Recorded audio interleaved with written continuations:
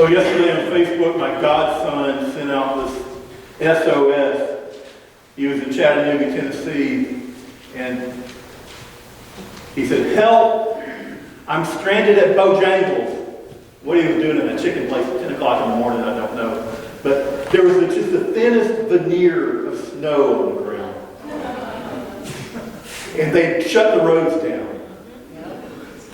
And he said, "Why did the groundhog lie?"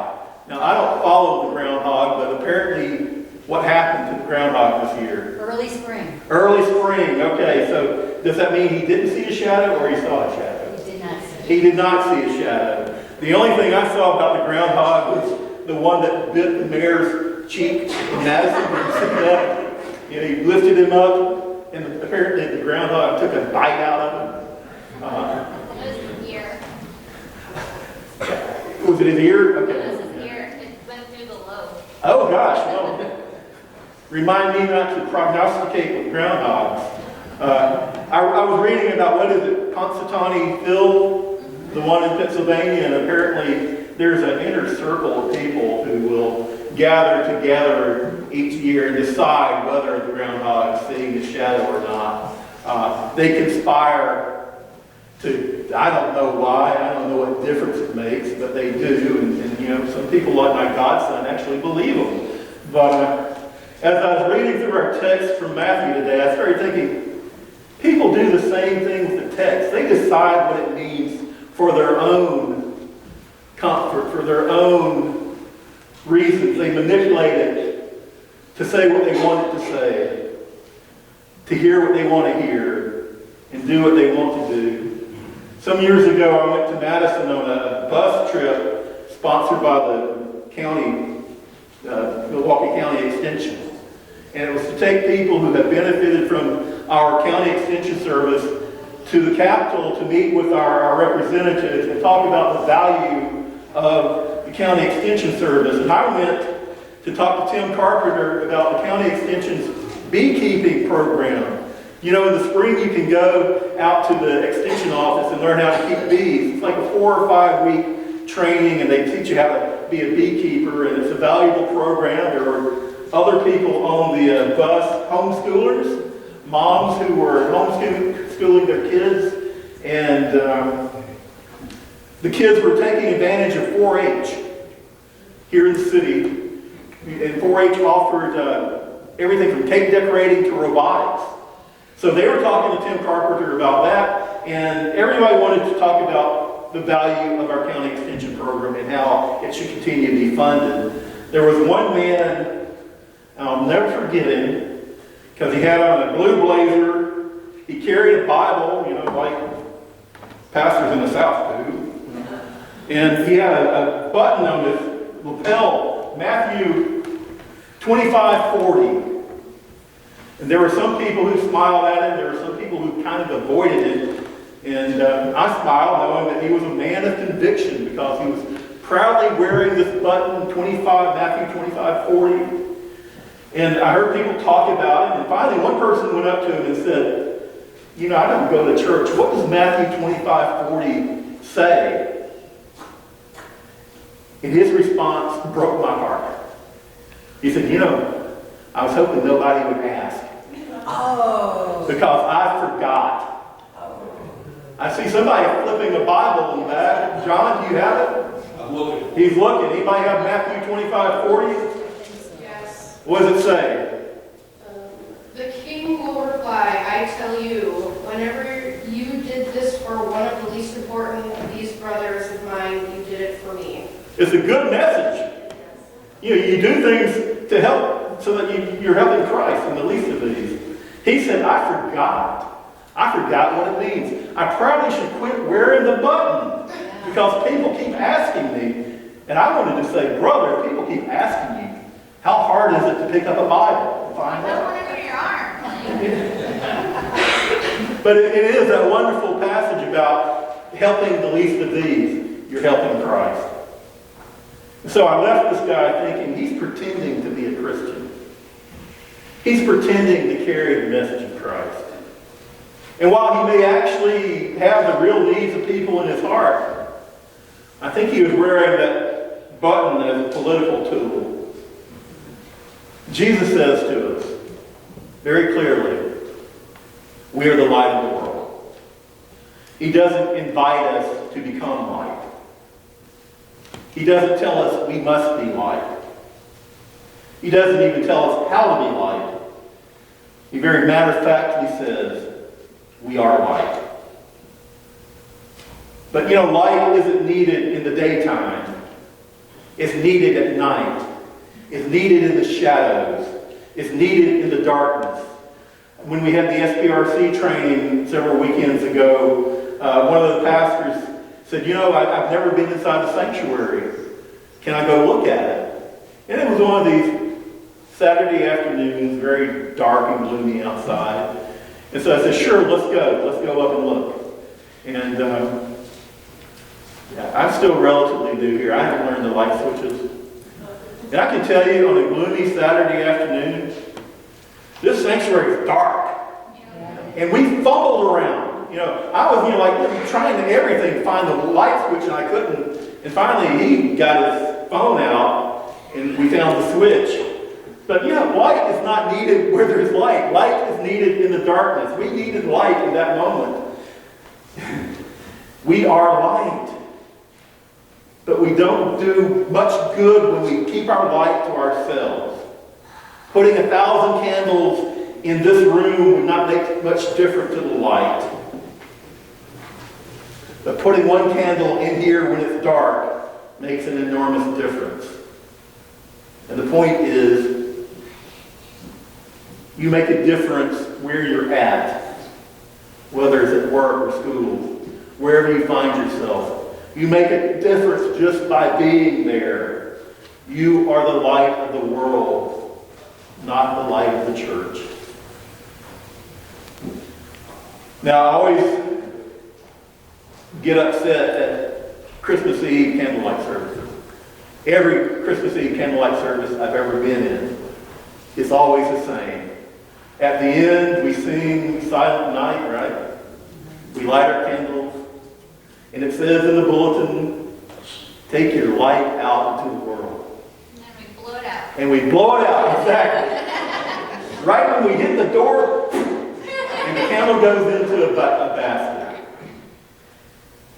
No, we're to take our light out into the world, out into the darkness of the night. Because why? We are the light of the world. We're not here to show each other how bright we are, but to share our light with the world. We have to carry our light, our candles, away from church on Sunday so others will know what God has done. But too often we're like the man I met in Madison with a button on his lapel. We forget that we are light. Or we hide our light so others can't see it. What else did Jesus say in the sermon? Oh yeah, he said, we are the salt of the earth. Funny thing about salt, you can't tell what salt is until you use it. Salt's a necessary ingredient for life. It helps your body regulate itself. Without it, we would die. It seasons our food. It can be used as a preservative. In the ancient world, it was used to clean, as a cleansing agent. When we have tasteless food, we season it with a little salt.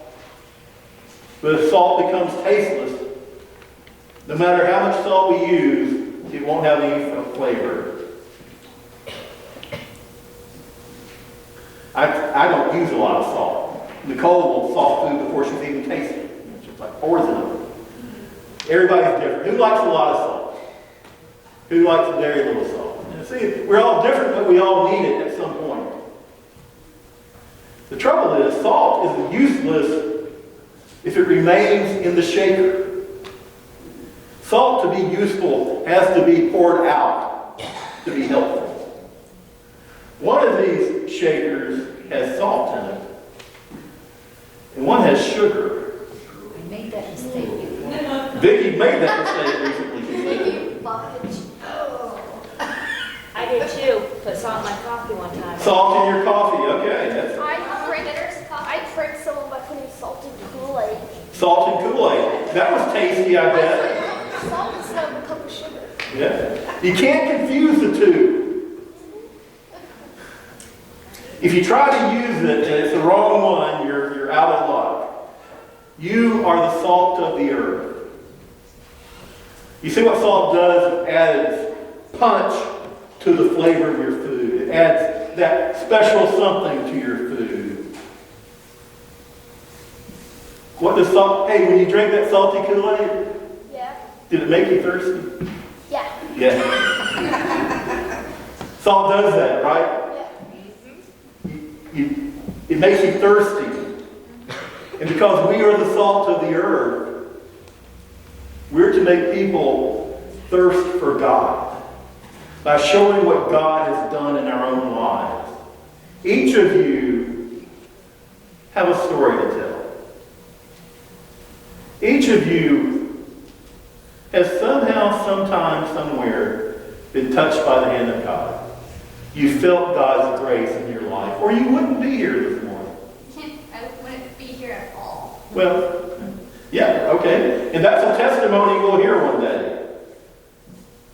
See, our purpose in life as Christians is to make others thirst for God. Think about that. We are to help other people thirst for God. We're not to be shakers of sugar. We're not to be something that just makes things taste good but it's not good for you. We're to be poured out of our shakers. We're to be salt. Jesus knew he was light. Jesus knew he was salt. And we're told the light shone in the darkness. And the salt had a strong flavor. His life was lived for the world. He gave himself for us. He gave himself for each of you. The psalmist says, taste and see that the Lord is good. Taste and see that the church has been called to be good for the world. Today is a very special day because we welcome Emma into our community as a child of God. We baptize Emma today. And as part of that baptism service,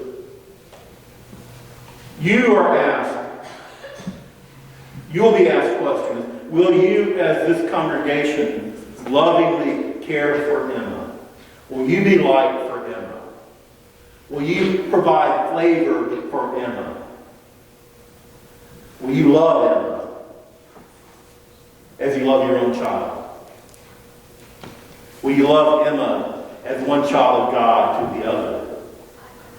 I just want to remind you of Paul's writing 1 Corinthians 13. This is always used as a wedding greeting, but it's really for the church. Love is patient. Love is kind. It doesn't envy. It doesn't boast. It's not proud.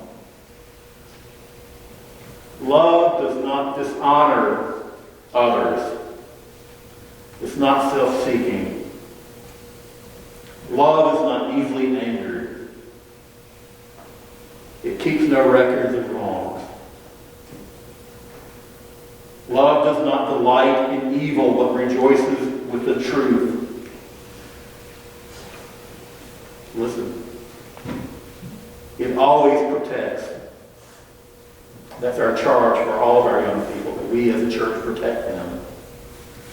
It always trusts. It always hopes.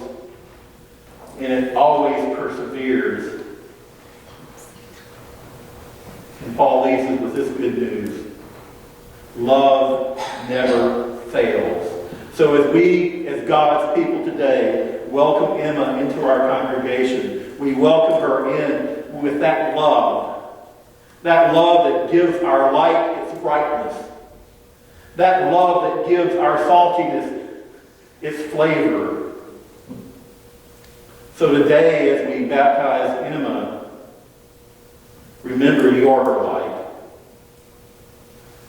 And as we worship together, remember that we are called to go out from the church.